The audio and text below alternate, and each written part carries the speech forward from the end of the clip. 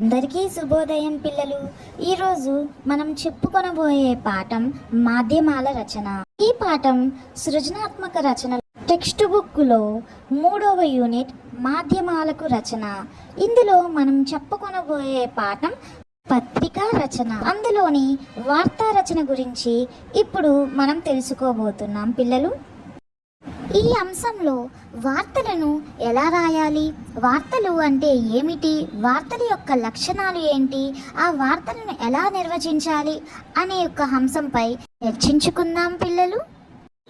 ముందుగా వార్తా నిర్వచనం గురించి తెలుసుకుందాం.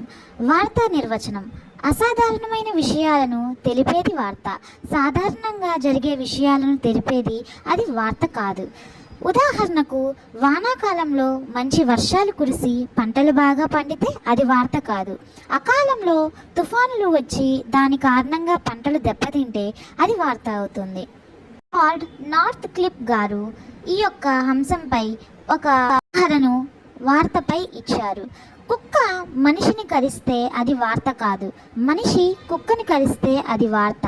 అలాగే డబ్ల్యూసి బ్లేయర్ గారు తాజా సంఘటనల సమాచారం వార్త, లేదా కొందరు ప్రజలకు ఆసక్తికరమైన లేదా వారు ముఖ్యమైనదిగా భావించే ఏదో అది వార్త అవుతుంది. అలాగే ఆర్బుష్ గారు అనుభవజ్ఞుడైన సంపాదకుడు తన పత్రికల్లో ప్రచురించడానికి ఎంచుకున్న సమాచారమే వార్త అని నిర్వచించారు. వార్తను ఆంగ్లంలో న్యూస్ అని అంటారు. ఈ యొక్క పదాలకు అర్థం ఏమిటంటే, న్యూస్ అంటే ఈ 4 అక్షరాలకు 4 దిక్కులు అన్నమాట. అంటే ఎన్ అంటే నార్త్, ఈ అంటే ఈస్ట్, డబ్ల్యూ అంటే వెస్ట్, ఎస్ అంటే సౌత్ అని సూచిస్తాయి. 4 దిక్కుల నుండి వచ్చే సమాచారాన్ని వార్త అని అనవచ్చు. ఈ సమాచారం ఆధ్యాత్మిక, రాజకీయ, సాంస్కృతిక, సామాజిక, సాంకేతిక, క్రీడా సంబంధమైన విషయాలను ఏదైనా కావచ్చు.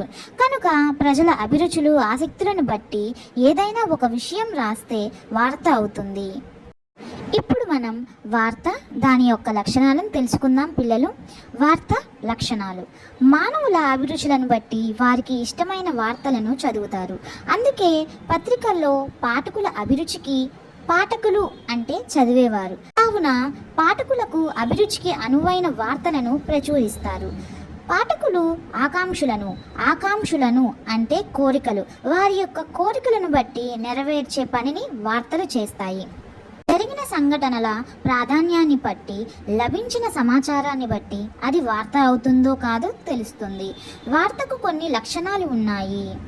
అవి 5 లక్షణాలు: ప్రాధాన్యత, సంఘర్షణ, సామీప్యం, చలన మార్పు మరియు అభివృద్ధి. ముందుగా పిల్లలు మనం ప్రాధాన్యత గురించి తెలుసుకుందాం. రోజు పత్రికా కార్యాలయానికి ఎన్నో వార్తలు వస్తాయి. ఆ వార్తలో ప్రాధాన్యత కలిగిన వాటిని ప్రచురణకు పంపించాలి.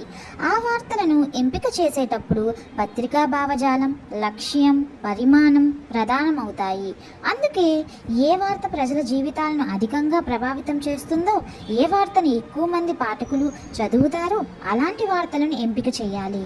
ఆ వార్త ప్రాధాన్యతను నిర్ణయించడానికి కొన్ని ప్రమాణాలు ఉన్నాయి. అవి: ఆ వార్త తాజాగా జరిగినదై ఉండాలి.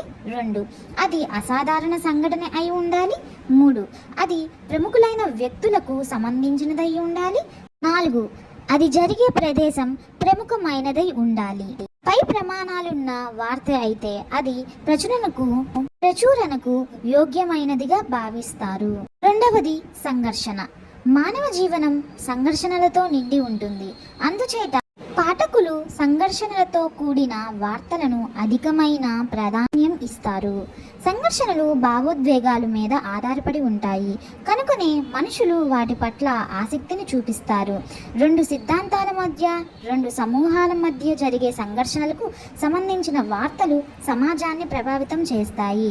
రిజర్వేషన్లు కావాలని వద్దని పోరాడే వర్గాల మధ్య ఘర్షణ, హిందూ ముస్లిం వర్గాల మధ్య ఘర్షణ, చట్ట సభల్లో 2 రాజకీయాల వర్గాల మధ్య ఘర్షణ, ఇలాంటి వార్తలకు ప్రాముఖ్యం ఉంటుంది. ఆ వార్తలను పాఠకులు ఎక్కువగా చదువుతారు. 3వది సామీప్యం. దూరమైన దూరమైన ప్రాంతాలలో జరిగిన సంఘటన కన్నా సమీప ప్రాంతాలలో జరిగిన సంఘటనలకు పాఠకులు ప్రాధాన్యం ఇస్తారు, ఆసక్తిని ప్రదర్శిస్తారు. భౌగోళికంగా భౌతికంగా మనకు దగ్గరగా ఉన్నదాన్ని సామీప్యం అంటారు. అమెరికాలో జరిగే అధ్యక్ష ఎన్నికల కంటే సమీపంలో జరిగే పంచాయతీ ఎన్నికలకు పాఠకులు ప్రాధాన్యం ఇస్తారు. అలాగే అద్వితీయంగా భావజాలపరంగా ఒకే విధంగా ఆలోచించేవారు ప్రపంచంలో ఎక్కడ ఉన్నా వారు అదే విధమైన భావజాలం కలిగిన వారికి సమీపంలో ఉన్నట్లే భావించాలి. అవి కూడా పాఠకులకు చదివిస్తాయి. వాటికన్ సిటీలో ఉండే క్రైస్తవ మత గురువులకు సంబంధించిన వార్త ఏదైనా ప్రపంచవ్యాప్తంగా ఉండే క్రైస్తవులకు ప్రధానమైన వార్త అవుతుంది. 4వది సంచలన మార్పు.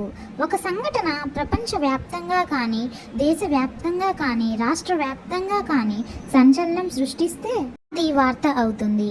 ఆ సమాచారానికి ఉండే సంచలన గుణం ప్రజలలో ఆసక్తిని కలిగిస్తుంది. ఉదాహరణకు ఎంసెట్ పరీక్షలు లేకుండా ఇంటర్మీడియట్లో వచ్చిన మార్కుల ఆధారంగా మెడికల్ సీట్లు కేటాయింపు అని ప్రభుత్వం నిర్ణయిస్తే సంచలన వార్తగా అటు విద్యార్థులకు ఇటు వారి తల్లిదండ్రులకు సంచలన వార్తగా మారుతుంది, ఆకట్టుకుంటుంది. ప్రముఖులైన నాయకులు, క్రీడాకారులు, సినిమా నటులు జీవితాల్లో సంభవించిన విపరీతమైన మార్పులు కూడా సంచలన వార్తలుగా ప్రజలకు ఇష్టపడి చదువుతారు. 5వది అభివృద్ధి. ప్రభుత్వాలు ముందే ప్రకటించినట్లు ప్రజా సంక్షేమం మీద నిర్ణయాలు చేయడం వంటి వార్తలు అభివృద్ధిని మార్చేందుకు ఉపయోగపడతాయి. అలాగే ప్రభుత్వం ముందే ప్రకటించి అమలు చేయకపోతే ప్రజలు, ప్రతిపక్షాలు, మేధావులు, ప్రజా సంఘాలు చేసిన ఆందోళన ప్రభుత్వం సామానుకూలంగా అందించి నిర్ణయం చేయడం కూడా అభివృద్ధిని సూచిస్తుంది. ప్రాజెక్టుల నిర్మాణం, వంతెనల నిర్మాణం, అలాగే వైద్యశాలల ఏర్పాటు వంటి కార్యక్రమాలు అభివృద్ధిని సూచించే కార్యకలాపాలు. ఇలాంటి వార్తలను ప్రజలు చూస్తారు.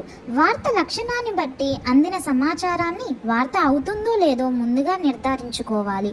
తరువాత ప్రాధాన్యాన్ని గుర్తించాలి. కల్పనలకు, ఊహలకు, అంచనాలకు ఆస్కారం లేకుండా జరిగిన సంఘటనను జరిగినట్టుగా నివేదికంగా అందిస్తే అది మంచి వార్త అవుతుంది. సమాచారాన్ని వార్తగా మలిచిన తరువాత అది పాఠకుల మీద చూపే ప్రభావాన్ని సరిగ్గా అంచనా వేసే జర్నలిస్టులు మాత్రమే ఈ రంగంలో రాణిస్తారు. Please like, share RS Biology Info. Don't forget to subscribe.